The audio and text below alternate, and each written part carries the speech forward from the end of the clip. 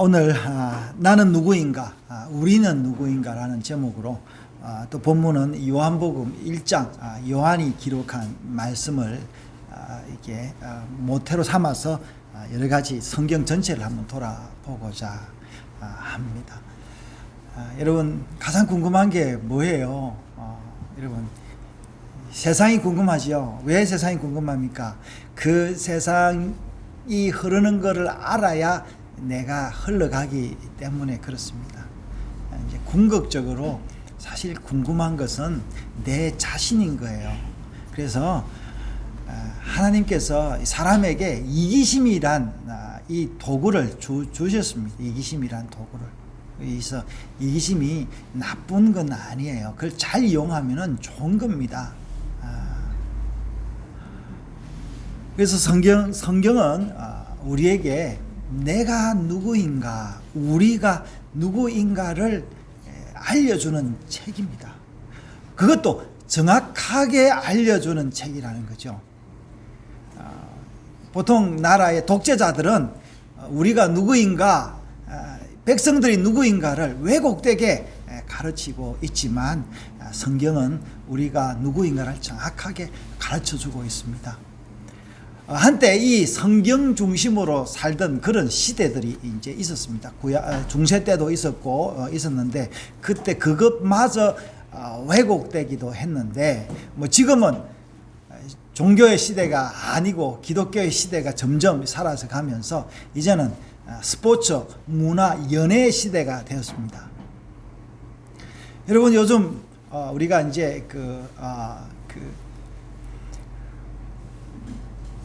코로나 바이러스 때문에 난리인 이 판국에 우리나라 기생충이란 영화가 온 세상에 이렇게 아주 인기가 많습니다. 그래서 갑자기 이렇게 농심이라는 회사는 짜파구리가 많이 팔리기도 하고 우리 이제 영화 산업이 이제 확 뜨기도 하면서 세계 사람들이 이 영화의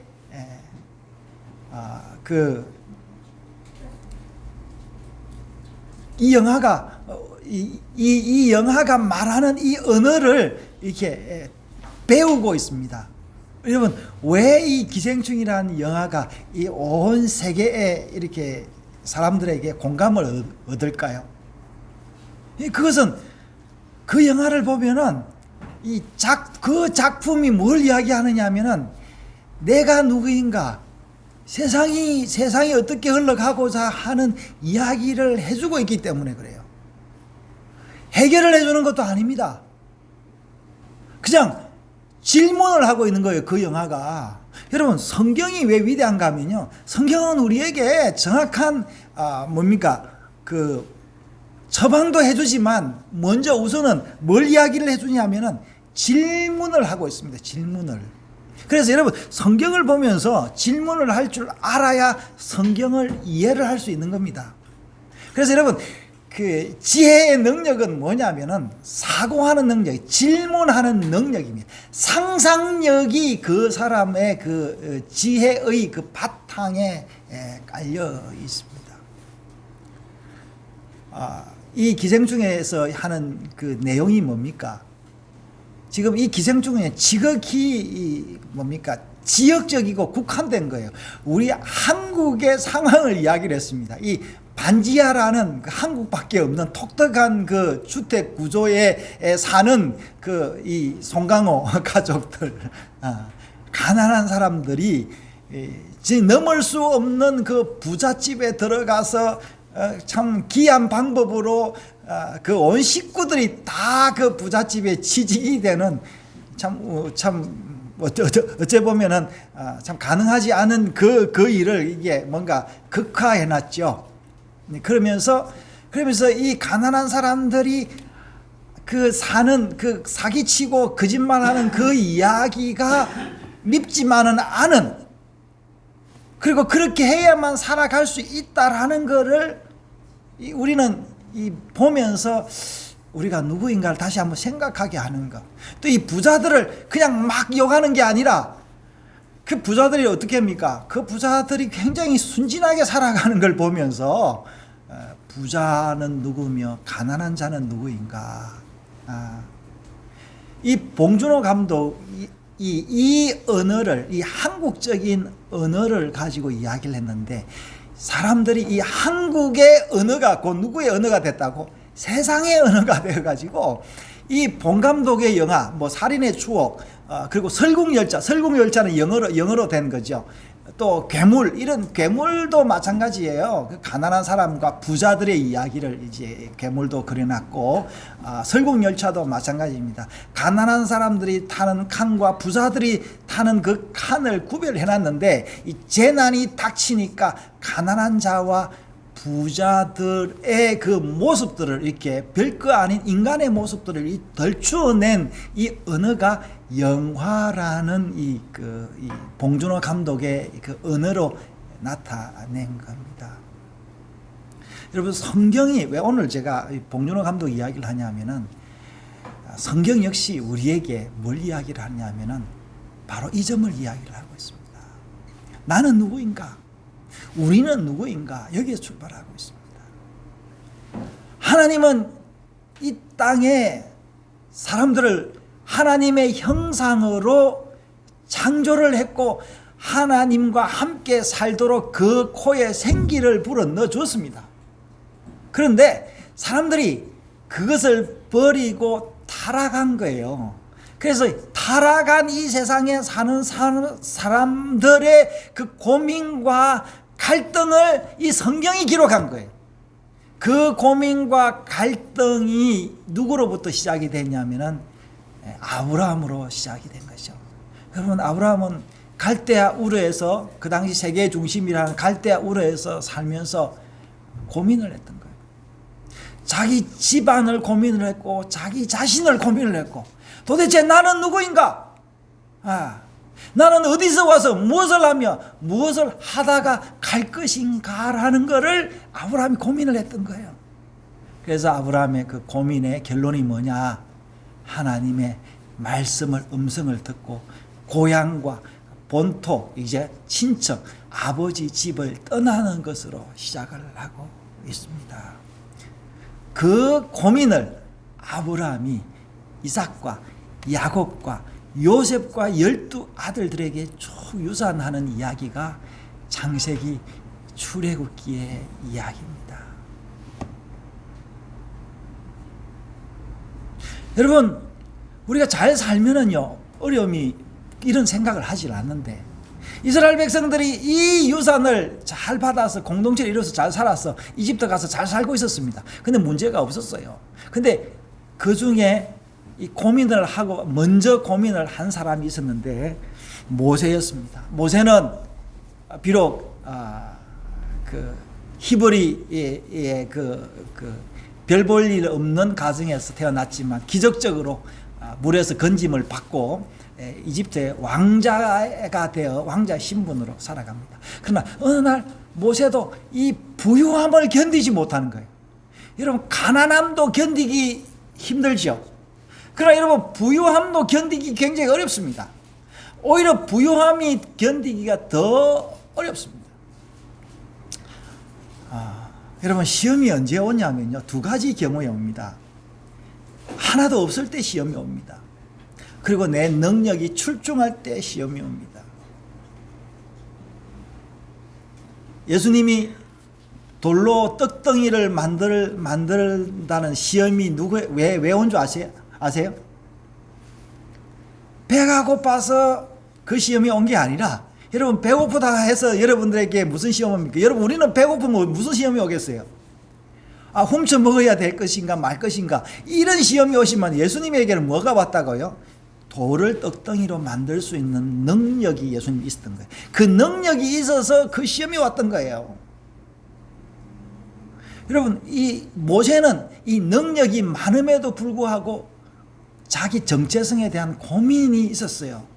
그래서 그는 그 정체성의 고민을 제대로 해결을 하지 못하고 이상하게 일이 꼬여서 한 사람을 죽이게 되고 왕자의 신분도 버리고 도망하게 되었습니다.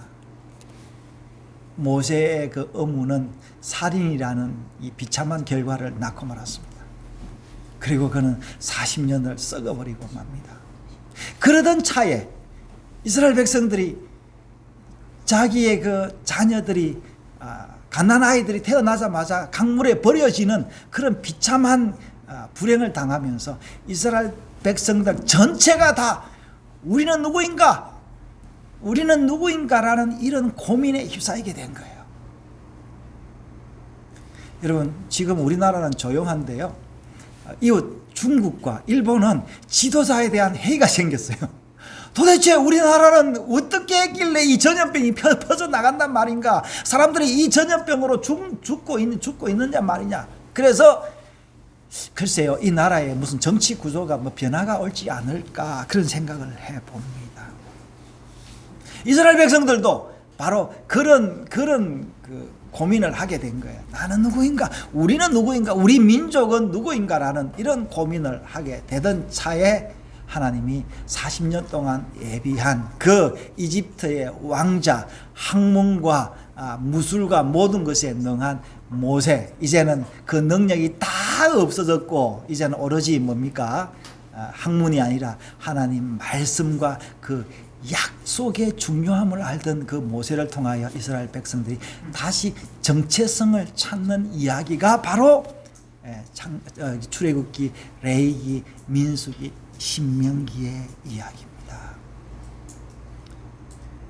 여러분 정체성을 찾아가고 있습니까? 우리 이 정체성은요, 계속해서 일어나는 거예요.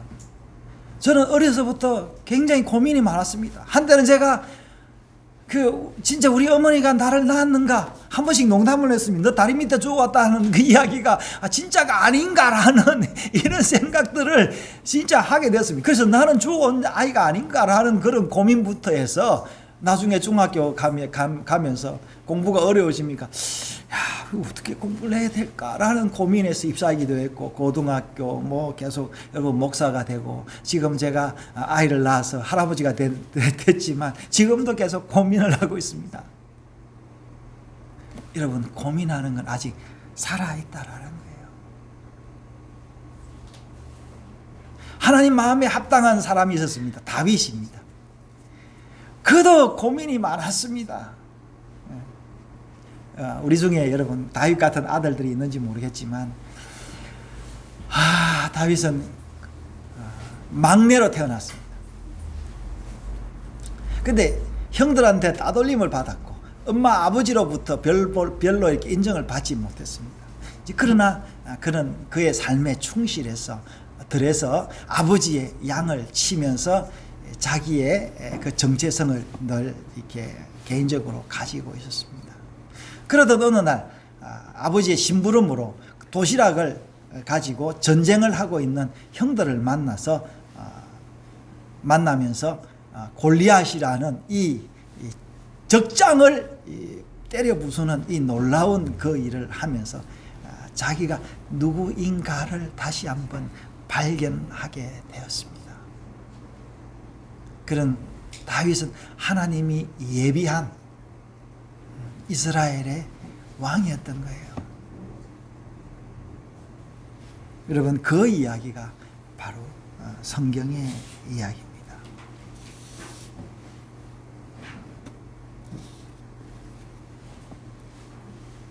이스라엘 백성들은 누구였습니까? 하나님이 그 이스라엘의 야곱의 아들 12아들을 통해서 만든 하나님의 그 나라였습니다. 샘플되는 나라였습니다.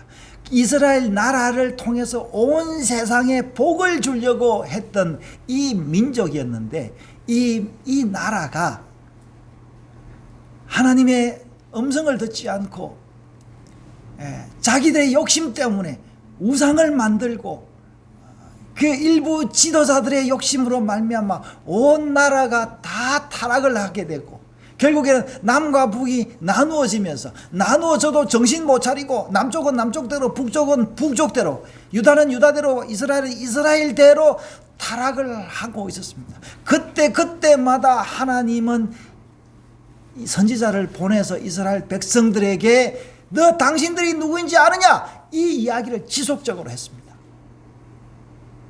그러나 그들은 이 선지자의 이야기를 듣지 않았습니다. 그 이야기가 기록된 것이 바로 구약 성경입니다. 사랑하는 여러분, 하나님께서 이스라엘 백성들을 통하여 그 온 세상에 복음을 전거하기를 원했는데, 근데 이스라엘이 망해버렸잖아요. 그러면 이스라엘이 망했는데도 이 복음이 나왔습니다. 묘하게도. 그래서 여러분, 이 복음은, 하나님의 복은 그 개인을 통해서 나오지만 이 개인의 것이 아니다라는 것을 알 수 있습니다. 하나님께서 이스라엘에게 사명을 주었지만 그 이스라엘의 것이 아니었다라. 그래서 선지자는 이야기하기로 이스라엘의 백성들이 망해도 이렇게 복을 받았는데, 바울이 그랬죠. 하물며 이스라엘 백성이 성공을 했으면 얼마나 이스라엘 세상에 축복을 받겠냐라는 겁니다. 이 말 속에 우리 속에는 희망이 있습니다.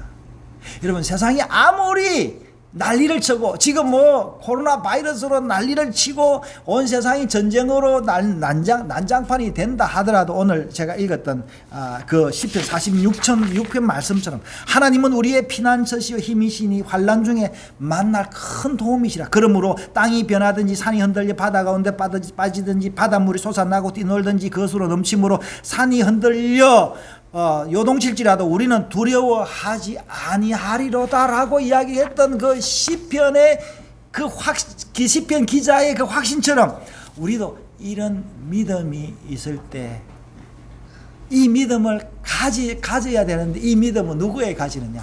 내가 누구인가를 알게 될 때 이 믿음을 가질 수 있다라는 겁니다. 여러분, 오늘 요한복음 1장을 읽었는데요. 요한복음도 역시도 요한도 이 자기의 그 복음서를 지극히 개인적인 경험 가운데 이스라엘이라는 아주 국한된 상황에서 기록한 거예요. 그런데 이 기록이 뭡니까? 온 세상의 샘플의 기록이 된 거예요. 마치 봉준호 감독이 기생충이라는 영화를 통해서 가난한 자와 그 부자의 그 문제를 세상에 알린 것처럼, 이 사도 요한의 이 글이, 여러분, 이 뭡니까? 기생충이 앞으로 얼마 동안 인기가 있겠습니까? 얼마 못 갈 거예요. 뭐 가봐야 1, 20년 되지만 벌써 이 요한복음은요, 이 지난 2000년 동안 사람들에게 화두가 되어서 도대체 우리가 누구였는가를 이 요한복음은 이야기를 하고 있고, 우리가 누구여야만 하는가, 어디로 가야 하는가를 이 요한이 기록해 놓은 거예요. 요한은 하나님의 백성들은 하나님 말씀 따라 살아야 되고, 이스라엘 백성들은 하나님의 약속과 축복을 받은 민족들로서 세상에 그 복을 나누어 줘야 되는데, 이스라엘 백성들이 그렇게 하지 않았다라는 그 환경에서 쓰여지고 있는 거예요. 그래서 태초에 말씀이 계시는데 이 말씀이 하나님과 함께 계셨다라고 이야기하면서 이 요한복음 1장 1절을 통하여 벌써 창세기의 전체의 이야기를 하고 있으면서, 인간은 누구인가? 하나님의 형상으로 창조함을 받았고 그 코에 생기가 불어넣어져서 하나님의 영으로 살아가야 되는 존재인데, 그 당시 이스라엘 사람들은 그러지 못했다라는 것, 그 이야기를 이 이사야가 했는데, 다시 사도 요한이 다시 이사야의 이야기를 다시 리바이벌 하고 있는 거예요. 다시 이야기를 하고 있는 거예요. 그래서 저도 제 이야기를 또 다시 이야기를 하고 있는 겁니다. 그래서 당시 한번 봅시다. 이스라엘 백성들은 하나님의 말씀을 가지고 어떻게 해요? 하나님의 말씀은 살았고 운동력이 있어서 이 백성들한테 복을 주는데, 이 하나님의 말씀이 이스라엘 백성들에게 뭐가 됐냐? 짐이 된 거예요. 하나님은 살아있는 말씀으로 주었는데, 이 바리새인과 서기관들은 뭘로 삼았느냐 하니까 백성들에게 이 말씀을 짐지어 준 거예요. 그래서 예수님이 오셔서 수고하고 무거운 짐진 자들아 할 때 이 짐은 뭐예요? 이 율법의 짐을 이게 벗겨주는 일을 이 메시아가 한 거예요. 그래서 이 바리새인과 서기관들은 하나님의 말씀을 살아있는 그 말씀을 뭘로 했냐 하니까 자기들의 이게 도구 우상화를 시켰다라는 거예요. 여러분 우리도 마찬가지입니다. 하나님의 말씀으로 우상화를 시킬 수 있습니다. 보이는 우상이 아니라 안 보이는 우상을 만들었다라는 거예요. 하나님께서 그렇게 싫어하는 그 우상을 우리는 지금도 만들고 있습니다. 그래서 이 사도 요한이 이 말씀을 통해서 이 요한복음을 가지고 우리가 누구인가?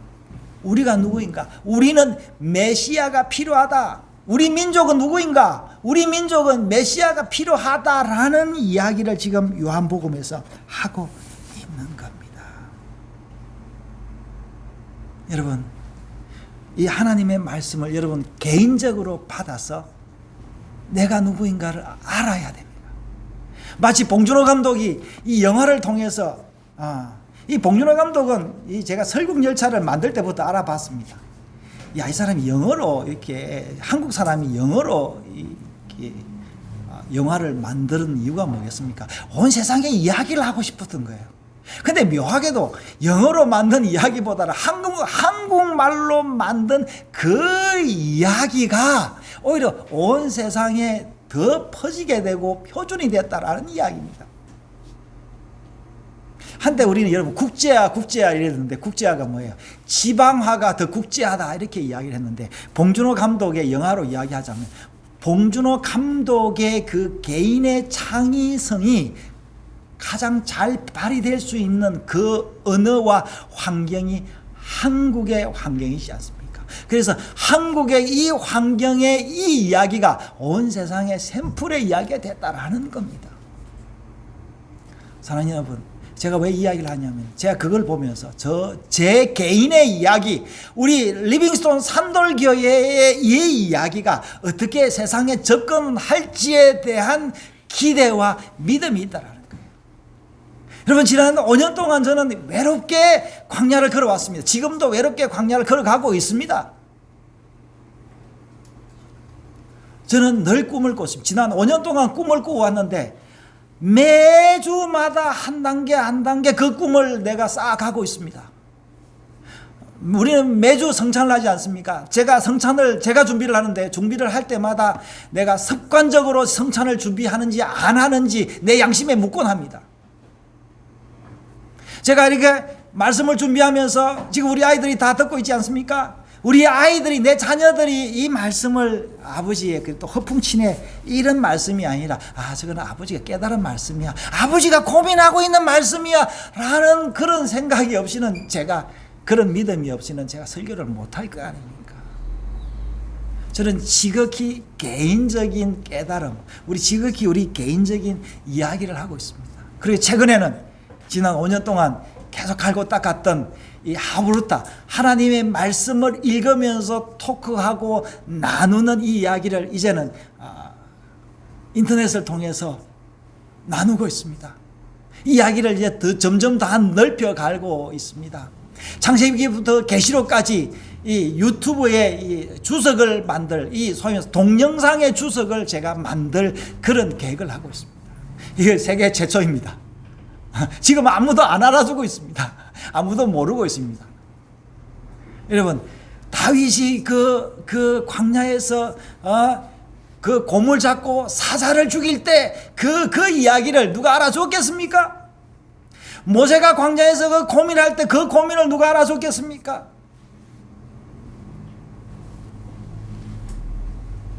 엘리야가 그 사렙다 과부집에서 하는 일 없이 3년을 지내면서 비가 오기를 기다렸는데 그 고민을 누가 알아줬겠습니까?